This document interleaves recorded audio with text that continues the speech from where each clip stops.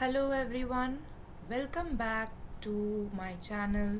I am your Srishti ma'am with yet another topic for discussion today, that is animals living and surviving. Today we are going to learn something very interesting. Have you ever wondered why a camel can live in the hot desert but a polar bear cannot?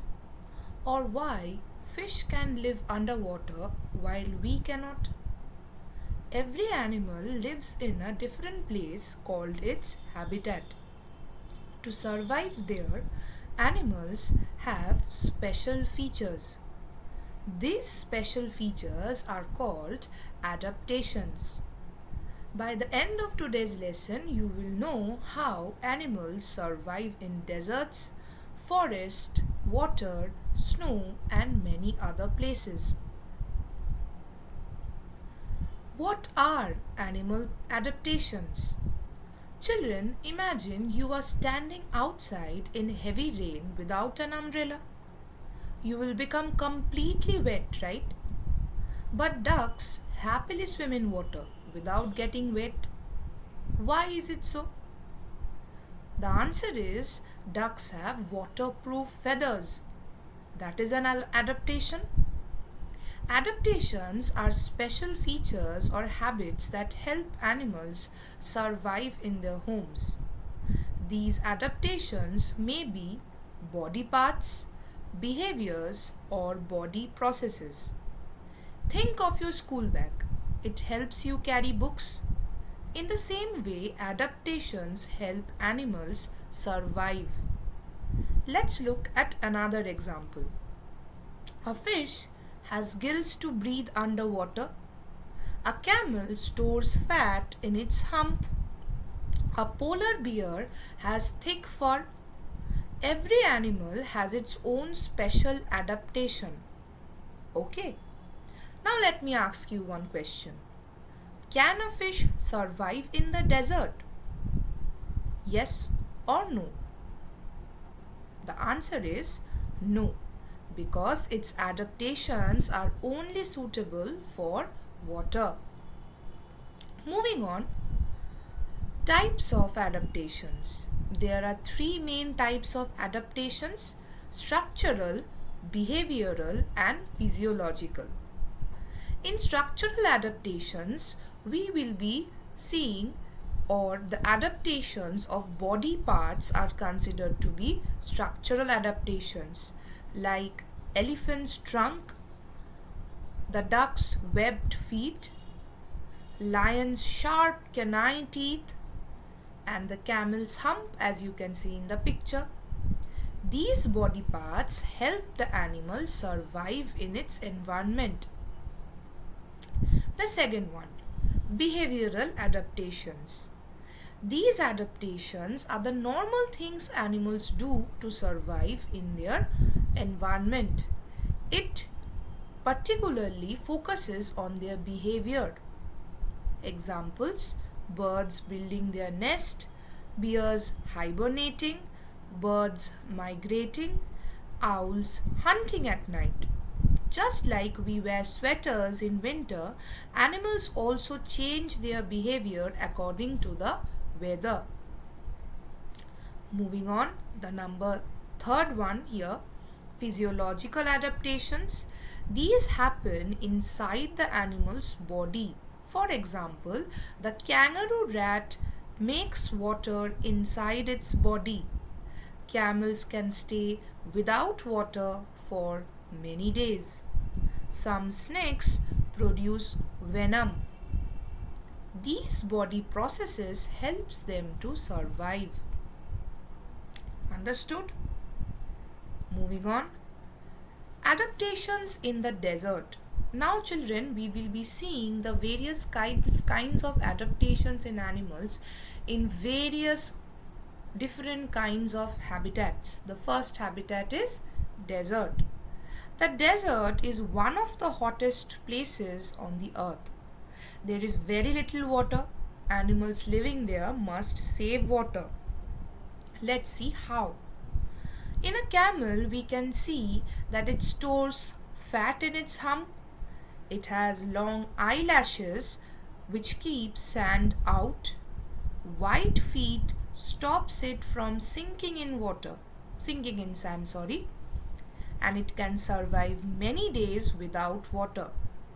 Think of walking barefoot on hot sand. It's difficult, right? But the camel walks comfortably because of its broad feet. Now coming to kangaroo rat, this tiny animal never drinks water. It gets water from the seeds it eats. Many desert animals sleep during the hot day and come out at night. And this behavior is considered to be nocturnal. Okay, moving on.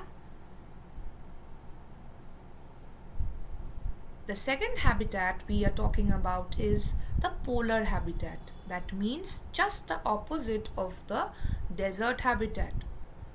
Now let's travel to the cold snowy regions. Everything is covered with snow. Animals need to stay warm. Like in a polar bear, it is having a thick white fur. It is having a thick layer of fat called the blubber just below the skin. Big paws helps it to walk on the snow. Its white fur also hides it in the snow. This is called camouflaging. Okay. In Arctic fox, we can see that its brown fur changes to white during the winter time. During the summer season, it is having brown fur, but during the winter, it changes its color to white. Why is it so? Because children, why? Tell me. So that the enemies cannot see it easily. Okay. Take one example. Think about wearing a white dress in a room full of white balloons. Someone may not notice you immediately, right? That's considered to be camouflaging. Okay. Moving on to the next habitat, adaptations in aquatic habitats. Animals living in water have different adaptations. Like in fish, it is having gills to breathe underwater, fins to swim, a streamlined body to move quickly. Can humans breathe underwater, children? No, we are not having gills, right? On the other hand, we are having ducks. They are having waterproof feathers. They are also having webbed feet. Webbed feet work like paddles when they are swimming in water. Penguins, although it is a bird, but it cannot fly. Instead, it is an excellent swimmer. It is having flippers. The limbs are modified into flippers, which helps them to swim in the extremely cold water. And an amphibian, the very very famous amphibian, the frog, it is also having webbed feet and it breathes through its moist skin underwater, and on the land it breathes using its lungs. So remember children, frogs are having two kinds of breathing technology. They are not only having lungs because they are amphibians, because they are living in two kinds of habitats, they try to shift their breathing. They have to not try, they have to shift their breathing mechanism every now and then. When they are in water, they are breathing through moist skin. When they are on land, they are breathing with their lungs. Okay, remember. One more thing I want to add about aerial animals. Aerial animals are animals that spend most of their time flying in the air. Okay, examples: eagle, sparrow, pigeon, bat, etc. They are also having some special adaptations, like they are having wings which helps them to fly. Birds flap their wings to move through the air. They are also having hollow bones. The hollow bones are light in weight and it makes it easier to fly. They are also having strong chest muscles which helps the birds to flap their wings. The eyes are having the animals, the aerial animals are having very sharp eyesight. Like the eagles, they can see prey from a very high height in the sky. Imagine spotting a small mouse from the top of a building. Very easy for them. They are having tall feathers. They help birds balance and change direction while flying. Okay, so remember about aerial animals as well. Their habitat is the air, the open sky. Okay, one more fun fact which I want to add, and I hope many of you know already, that bat is the only mammal that can truly fly. Remember. Okay, moving on to the next habitat, forest. Forests are full of tall trees. Animals need to climb, hide, and move quickly. In monkeys we can see presence of strong hands and a long tail which helps them to swing. In a bird, namely owl, it is having soft feathers which helps it fly silently. In tigers, the stripes helps it to camouflage among the grass and the trees. Okay. If the tiger was having a bright pink color, suddenly children imagine, would it catch its prey easily? What do you think? The answer is no. The stripes wouldn't. The stripes are helping it to camouflage, right?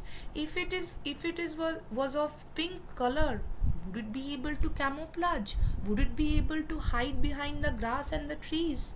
The answer is no, children. So camouflaging is a very unique and very useful technique used by many of the animals in various habitats. In polar region also we have seen it is used by the Arctic fox, by the polar bear. In the desert we have seen the camel using it. In the forest we are seeing the tigers, or I should say the lions are also using it. Okay, moving on. Adaptations in grasslands. Grasslands have wide open spaces. Animals must run very fast, like cheetah, the fastest land animal. It is having long legs which helps it to run. Zebras having stripes which confuse predators, and they like to live in groups called herds. Elephants, the biggest animal, lives in family groups. Its strong trunk helps it to eat, drink, and protect itself. The enormous size of the elephant is itself an adaptation which scares off many of its prey. Okay? Scares off many of its enemies, not prey. Okay, children? Moving on to the next one. How animals protect themselves. Animals cannot call the police when they are in danger, right? So they have to protect themselves in various different ways. Like we have seen already one, camouflaging. They hide by matching their surroundings. Mimicry. Some animals copy dangerous animals. Example, the harmless king snake looks like another poisonous coral snake. And body coverings, as we can see here in porcupine, which is having sharp quills, tortoises having a hard shell, and armadillo has an armor too. Moving on. How animals find food and water. Animals use their senses. Like dogs use their strong sense of smell. Eagles have excellent eyesight. Bats use sound. Some animals hunt, others gather fruits. Camels store fat, whereas squirrels store nuts for winter. Okay. Some adaptations are based on food habits also. Animals eat different kinds of food. So children, their teeth, beaks and mouths are specially adapted. Like in herbivores, the animals which eat plants only, example cow, deer, goat, rabbit, they are having flat broad teeth for grinding grass. long digestive system to digest plants. Example, think of chewing a sugarcane. It takes time, right?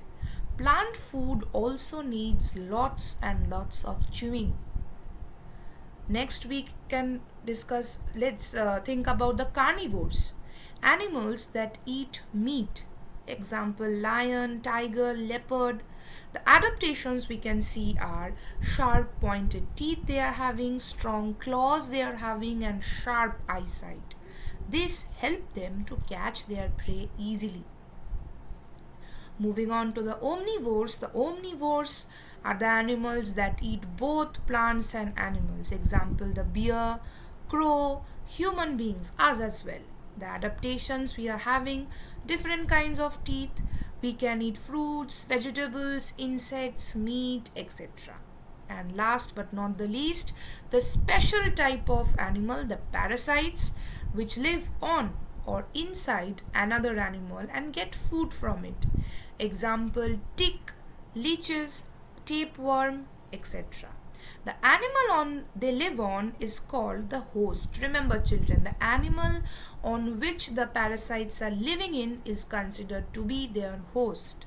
For example, a tick drinks blood from a dog.